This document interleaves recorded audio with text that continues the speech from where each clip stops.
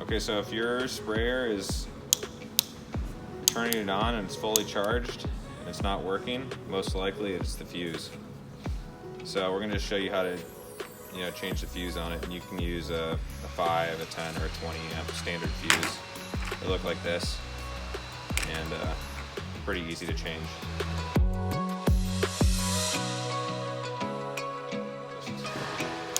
Just turn it around. I'm going to take the battery out. What's nice about these, really easy maintenance. And then we're going to switch the fuse out. So you're going to open this, you're going to pull this wire out. You're going to see this. A little bit easier with the pliers. I'm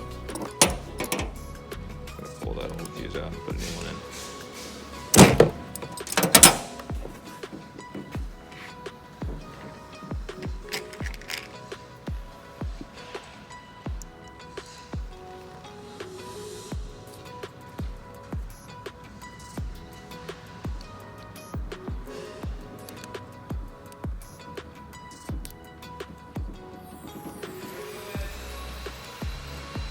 Alright, so it's put back in.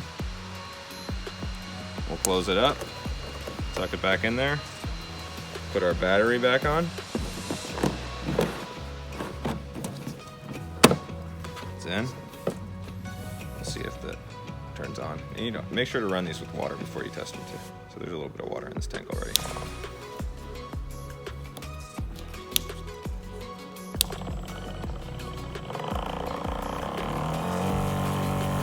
So it's working now.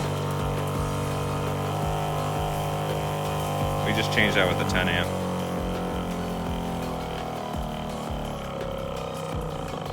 So there you go. That's the quick fix.